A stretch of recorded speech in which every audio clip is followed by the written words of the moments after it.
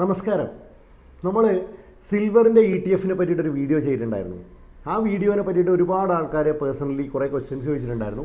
അപ്പോൾ അവർക്ക് വേണ്ടിയിട്ടുള്ളതാണ് ഈ സിൽവറിൻ്റെ ETF പറ്റിയിട്ടും സിൽവറിൻ്റെ സാധ്യതയെ പറ്റിയിട്ടുമുള്ള ഈ ഒരു വീഡിയോ എന്ന് പറയുന്നത്. നമ്മൾ മലയാള സിനിമയിൽ പലപ്പോഴും കാണുന്ന ഒരു നായകൻ്റെ നിഴലായി നിൽക്കുന്ന ഒരു ഹീറോ എപ്പോഴും ഉണ്ടാവാറുണ്ട്.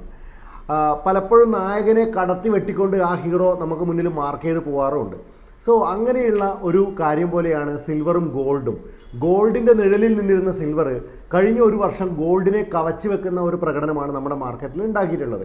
ഇതിന് കാരണങ്ങൾ എന്തൊക്കെയാണെന്ന് ചോദിക്കുകയാണെങ്കിൽ ഏറ്റവും ആദ്യം നമുക്ക് പറയാൻ പറ്റും സിൽവറിൻ്റെ ഇൻഡസ്ട്രിയൽ ആയിട്ടുള്ള പർപ്പസാണ്. അതായത് ഒരുപാട് മേഖലകളിൽ പ്രത്യേകിച്ചിട്ട് സോളാർ അല്ലെങ്കിൽ ഇലക്ട്രിക്കൽ വെഹിക്കിൾസിൻ്റെ കാര്യങ്ങൾ അല്ലെങ്കിൽ അതുപോലെ തന്നെ നമുക്ക് ഇലക്ട്രോണിക്സ് പോലെയുള്ള സംഭവങ്ങളിലൊക്കെ തന്നെ സിൽവർ ഭയങ്കരമായിട്ട് ഉപയോഗിക്കുന്നത് കൊണ്ട് തന്നെ സിൽവറിന് ഭയങ്കര ഡിമാൻഡ് മാർക്കറ്റിലുണ്ട്.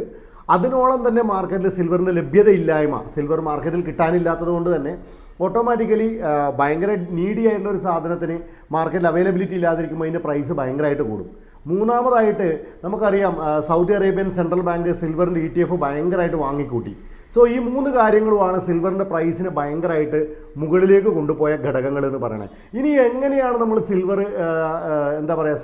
നമ്മൾ സംഭരിക്കേണ്ടത് അല്ലെങ്കിൽ ഇൻവെസ്റ്റ്മെൻറ്റ് ചെയ്യേണ്ടതെന്ന് ചോദിക്കുകയാണെങ്കിൽ നമുക്ക് പരമ്പരാഗതമായ രീതികൾ പറഞ്ഞാൽ സിൽവറിൻ്റെ ആഭരണങ്ങൾ, സിൽവർ കട്ടകൾ അല്ലെങ്കിൽ സിൽവർ കട്ടികൾ, അതുപോലെ തന്നെ സിൽവറിൻ്റെ കോയിൻ ഒക്കെ വാങ്ങി വെക്കുന്ന ഒരു പ്രവണതയായിരുന്നു മുന്നേ ഉണ്ടായിരുന്നത്. ഇന്ന് കാലം മാറി ഡിജിറ്റലായിട്ട് കാര്യങ്ങൾ പോയപ്പോൾ സിൽവറിൻ്റെ ETF സിൽവറിൻ്റെ ഷെയറുകളൊക്കെ ആൾക്കാർ വാങ്ങാൻ തുടങ്ങി. താരതമ്യേന അതാണ് ലാഭം കൂടുതലുള്ള കാര്യമായിട്ട് പറയാൻ പറ്റും.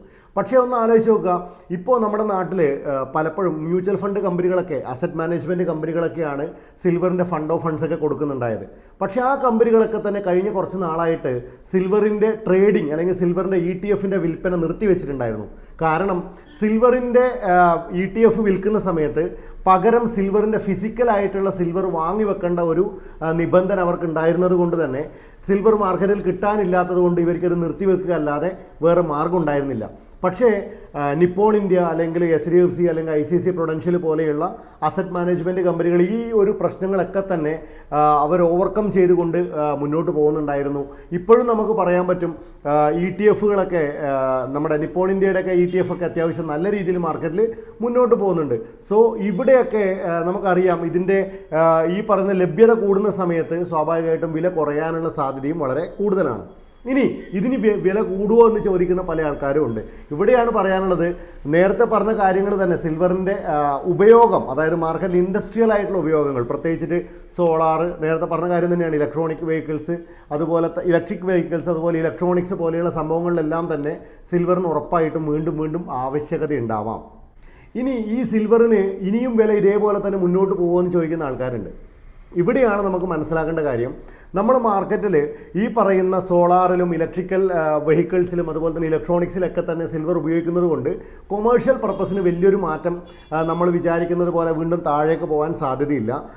അതുപോലെ തന്നെ ഇതിൻ്റെ ഒരു ബുള്ളിഷ് മൂവ്മെൻറ്റ് വീണ്ടും കുറച്ച് കാലത്തേക്കെങ്കിലും തുടരാനാണ് സാധ്യത. കാരണം മാർക്കറ്റിൽ ഇത് ലഭ്യമാവുന്നത് വരെ, വലിയ രീതിയിൽ ലഭ്യമാവുന്നത് വരെ ചെറിയ രീതിയിലുള്ള ഉയർച്ച വിലയിൽ ഉണ്ടാവാൻ സാധ്യതയുണ്ട്. പക്ഷേ എന്നാലും ചിലപ്പോഴെങ്കിലും ഇത് താഴേക്ക് പോകാനുള്ള പ്രവണതയും നമ്മൾ കാണുന്നുണ്ട്.